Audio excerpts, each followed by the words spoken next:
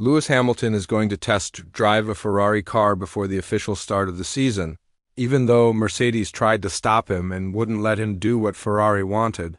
Ferrari didn't give up, though. They're thinking about the future, and they've already picked which car Hamilton will drive for his first test with the Italian team. But will he need lots of time to get used to it, or will he fit in right away and show Mercedes they made a big mistake when they didn't want to? Sign him for more years? One of the most shocking moves happened in 2024 when Hamilton decided to join Ferrari before he even got to test Mercedes' new car called the Bully 5. This really upset Toto Wolff and everyone at Mercedes. Everyone knew that Hamilton and Mercedes might not stay together much longer, and when Mercedes banned Hamilton from doing tire testing with Ferrari after the season ended, it just proved this even more, but it's not over yet.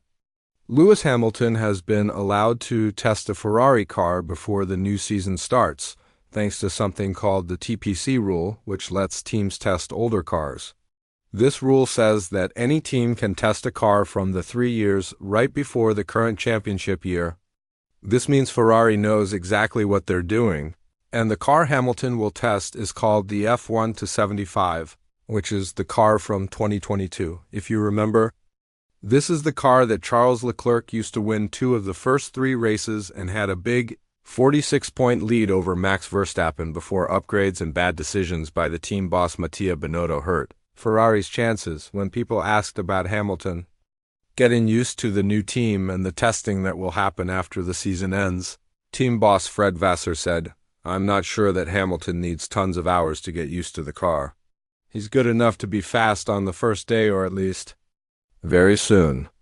We will have 1 or 2 tests with older cars, plus testing in Bahrain, and that will be enough for sure. We have parts of the team already working on 2025, on the test plan, on talking with Lewis, and so on.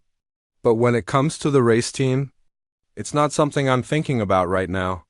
The good news for Hamilton is that he'll get to drive a car that was able to win races and compete at the top back then. Even though Ferrari has gotten much better since then and is basically a new team under Vasseur's leadership, they'll still have some of the same basics from when the ground effects rules started in 2022. Plus, Hamilton is a very experienced driver, and if you wanted someone to figure out what data the car gives you and how to make it better, Hamilton is definitely your guy. Even though this test is mainly to help him get used to the car, it's safe to say that the 7-time world champion will understand it in a different way. Now, Charles Leclerc is sure that Ferrari can fight for the championship starting in 2025. When talking about this, the driver from Monaco had lots of good things to say about how the team is doing. Even though they missed a chance when Red Bull had problems in 2024, everyone has high hopes for 2025 and the new rules. Leclerc said, "It's all about us. How well we work as a team and the job we do as a team to get to the World Championship. I feel like we are working well. However, it's a sport where you have to compare yourself to others. And it all depends on how well the other teams are doing too, and they are doing super well for now. So we've got a lot of hard work to do in the next few years, but I believe in the project. I have to believe in the project 100%. And I'm sure that Ferrari is the next team that will be world champion. We've just got to keep working." What's even better for Ferrari is that Christian Horner, the Red Bull team boss, also said good things about Hamilton's move to Ferrari. He said Hamilton picked the perfect time to make this change.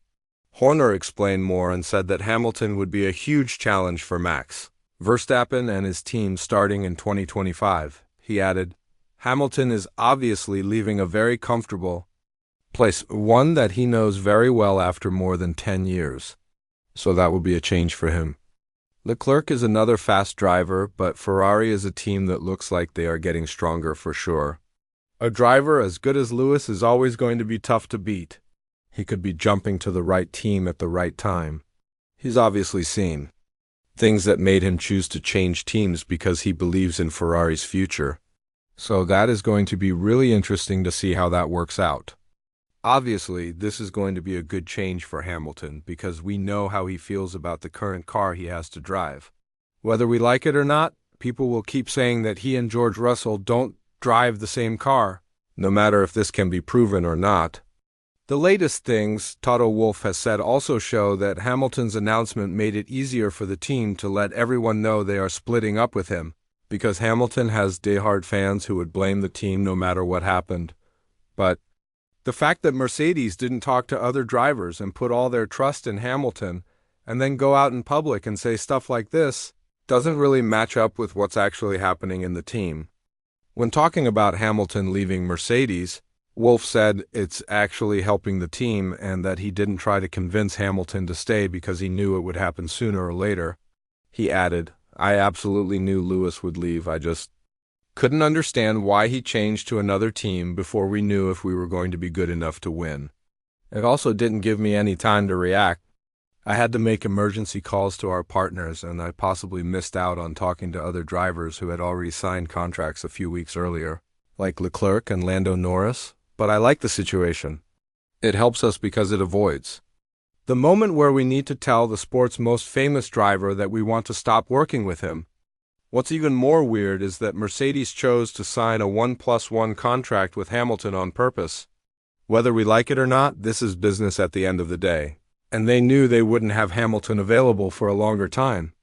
However, if they knew this ahead of time, they wouldn't have had to force the promotion of Andrea Kimi Antonelli, and could have had more experienced drivers to help them develop the car. As Wolff said, Hamilton's position put them in a situation where they had to make a risky move, but Hamilton still gets the blame. When discussing his contract, Wolff explained why the contract was set up the way it was and why it allowed Hamilton to use a clause to leave early. He added, "There is a reason why we only signed a 1+1 year contract. We are in a sport where being mentally sharp is extremely important, and I believe everyone has a time limit. So I need to look at the next generation."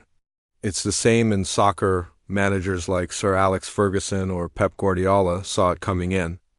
How their top players performed and brought in younger players that led the team for the next years. No matter what, it's going to be interesting to see whether or not Hamilton will fit in well at Ferrari, because he'll have to compete against their golden boy, Charles Leclerc.